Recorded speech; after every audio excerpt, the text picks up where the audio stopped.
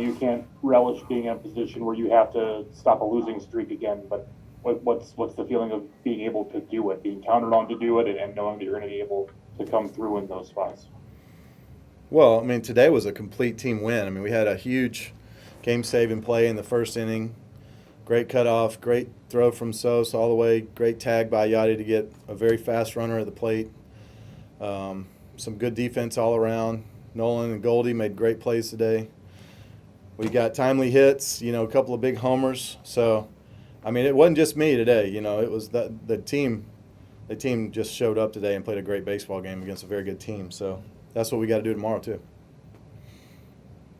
You all kind of come down this stretch here and come obviously toward the end of this season. Is there a way to, I don't know, every game is a game, but is there a way to look at the ratcheting importance of this as the schedule creeps up on you and you guys sort of look at what's ahead, what's behind? Yeah, I thought of today as a must-win game. I just felt like we had to have it. We got to get a split from them, in my opinion. It was just a must-win game. We had a couple of really tough losses in Milwaukee, and I think that just kind of carried over a little bit.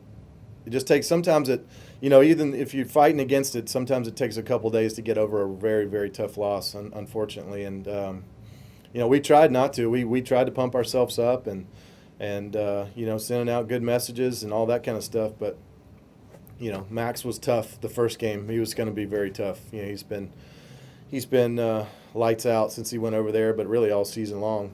So that was a tough one. But yesterday we let a couple of chances go by, and their bullpen did a great job. But today we needed to win bad. We just did. It was a big game for us, and hopefully we get a little momentum going forward. Brendan Schaefer, KMOB. Adam, how would you describe not only the emotion but the thought process as you go into facing Albert Pujols as the opposing pitcher today? Well, I mean, we saw yesterday he can still put a charge into a ball. He's having a pretty good year. He's hitting like 240 with 17 homers and 50 or 60 RBIs. He's having a sneaky, really good season, and he still can hit a ball. That guy can still hit a ball, and one of the greatest to ever do it. And so we treated him with a lot of respect, which what you have to do. You leave a ball in the middle of the plate, like yesterday, Jay left a ball a little bit too much in the middle of the plate, hit it out. So. And it was down. It was like below the knees, and he still hit it out. So he's just one of the greatest of all time. I'm so glad I got to play with him. But we treated him today like he was, the Albert Pujols that we grew up watching and playing with. So because you still have to treat him that way. Speaking of putting a charge into the ball, did you think you might have got that one to center field? I did think I got it, especially as when I saw him kind of going back on it and trying to find the wall. I thought, oh, man. It's going to be my first homer to center field at Busch. And, I don't know, 39, that still goes out, I think. 40, warning track power.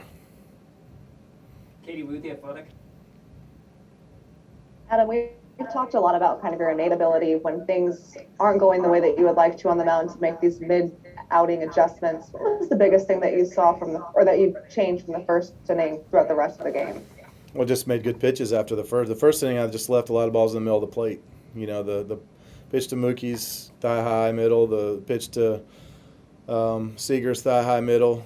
I just didn't make good pitches. That's all there is to it. I mean, just at the end of the day, you can recognize a team that's got a lot of really good players on it, but from the second inning to the ninth inning, I would even consider the ninth inning, I made pretty good pitches.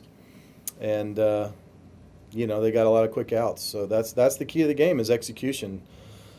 Whether they're great or if they're not great, if you execute your pitch, it's going to be tough for them to hit it hard at least, and you're going to be able to go through a lineup.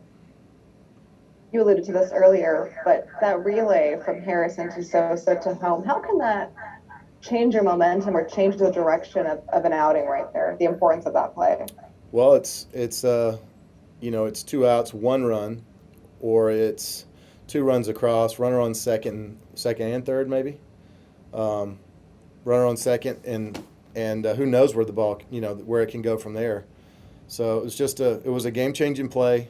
I feel like we all kind of recognized that in the moment too. Like I felt like, all right, that was a huge play. Now we go. You know, it was just it was a momentum changer for us. And Harry did a great job getting it in quick. Sosa made a great strong throw. Yachty made a perfect tag. I mean, that's what you had to do to get him at home there. Thanks, Adam. Derek Gould, St. Louis Post-Dispatch. And then to follow up on the sort of the timeline of the game, any surprise then that it's Yachty who hits the home run there right immediately after to give you the lead? No, never surprised.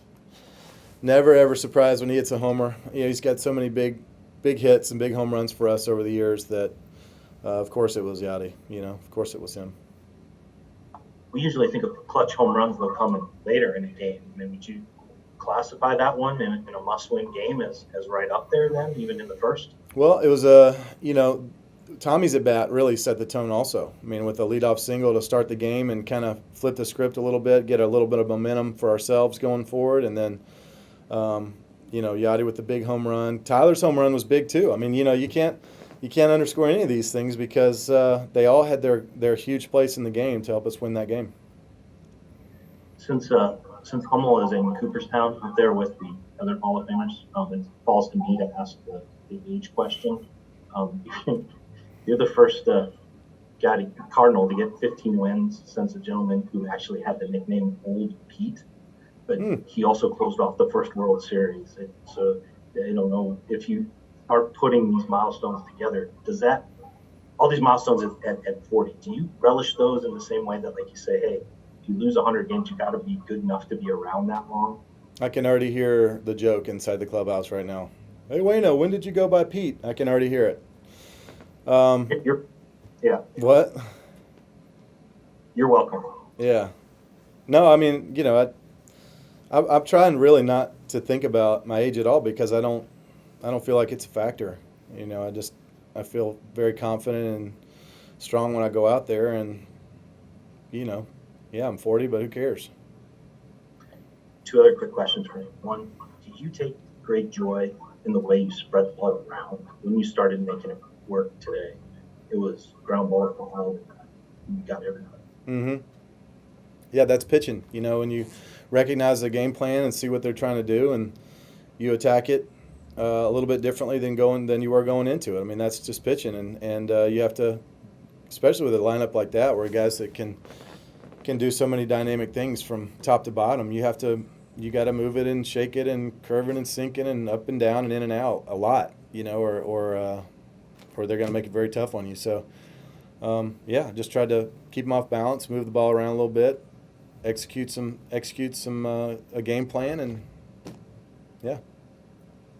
And the last thing I wanted to ask you, we all saw your video yesterday where you polled your family for your return for 2022. Did that prompt a phone call today from the Cardinals to start that discussion? I don't know. Nobody calls me on days I'm pitching. You know that, Derek. Oh, fair point. I turn my phone off, Derek.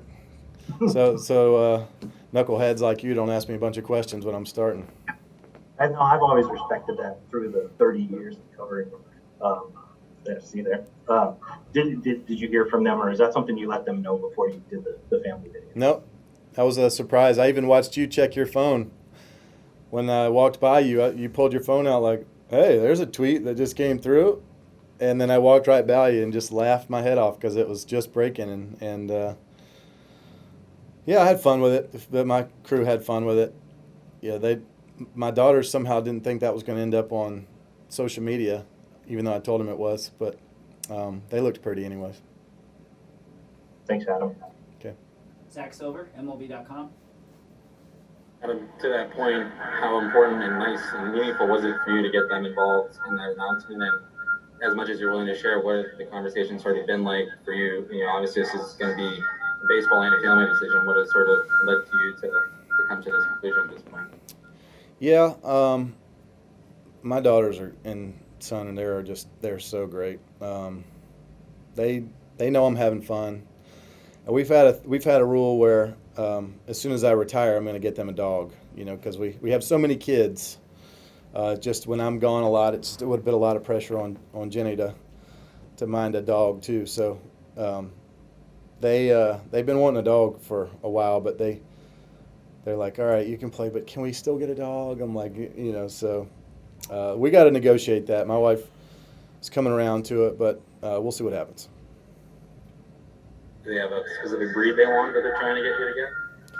I think they would take a mutt right off the street just to have a dog, you know. I mean, just because sometimes those are the best dogs anyways. But no, I think they just ready to have a pet in the house. And you know, selfish dad's been playing baseball since the Vietnam War almost, and they hadn't been able to have a dog, so I feel bad about it, but I'm having fun. Well, we still got some negotiations to go through. I guess I'd feel like, I mean, them wanting you to keep doing this and keep having fun, how much does that mean to you that they want you to give this one more go and give this just something you love doing, that this is as meaningful to them as it is to you? Yeah, and they have fun. I mean, you know, they like coming to the games, and I hope we can get past COVID so that I can bring my son in the clubhouse. That's a really big thing, man. I've just always been so jealous of people who were able to do that, and my girls can go in to a certain point, but you know, there's a bunch of naked guys in there, and they can't get up in the big clubhouse. So, but I can't wait to bring my little man in there and get him excited about baseball. That'll be fun. Hopefully we can do it. Last one for Adam. Mike Reeves, Illinois Radio. Hey, Adam, just curious, are you at all willing to go where Yachty went and said next year would be a final year? You willing to go that way, or how are you kind of thinking along those lines? Well, I mean, I've only said that I'll play next year, you know, or that I would like to play next year. Those things can change, though. You know, my family still has the overruling power if it needs to be overruled. So at the moment, we're playing. We'll see where that is, but you know, still negotiations got to happen, Mike. Can't give you too much, you know. Thanks, Adam. All right, thanks, guys.